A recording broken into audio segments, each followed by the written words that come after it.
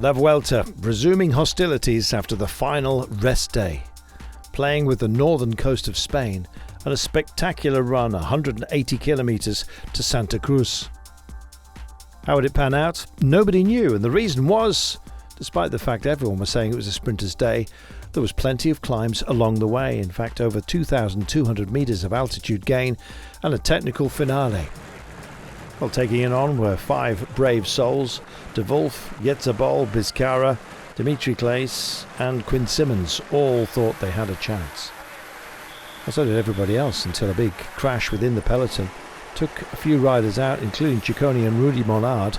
Others carried their bruises and indeed scars throughout the remainder of the day.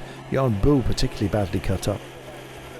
Well, the breakaway was not allowed to have too much of a leash. It was down to a minute and a half when Lotto Soudal thought they would join the fun. Harm van Hoek trying to bridge over. Meanwhile, mountains points and sprint points were going the way of Yetzabol for Burgos BH.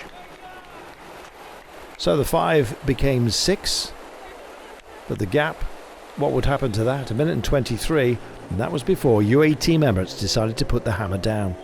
On the rises and falls of this terrain, they were making life difficult for all of the sprinters, not least their particular target, Fabio Jakobsen, in the green. No panic for De Koning Quickstep. They had 2 men in the front group, and indeed the rest of the team were back to help Fabio Jakobsen get back in. Well, get back in he did, but the pace change had killed off the break essentially. 30 seconds the gap had narrowed to by the time we were at the 40-kilometre mark. It did stretch just a little bit, but other sprinters' teams started to get interested in the finale. Francis Dejeux, of course, working for Arnaud Demar, wanted to engage and help out. Likewise DSM, working for Dainese. Stan de Wolf's last man standing from the breakaway, finally tagged with 4.5 kilometres to go, and the last climb of many on the day. Well, a highly technical entrance into town. Indeed, twists and turns along the way. Drop chains, just balking a few, as you can see. And De Koning were doing their best to make sure that at least there was a chance for Jakobsen. In the end, he would have to do it on his own. Joe Cherney, the last man for De Koning, out front. Coming around him, doing a superb lead-out job, but essentially for the wrong man. Alex Krieger of Germany thought he had Sasha Modolo on his wheel.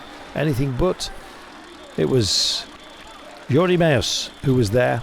And in fact, when he launched, Jakobsen took his wheel, getting a good screen and spearing through the centre. Trentin also getting involved, likewise Matthews.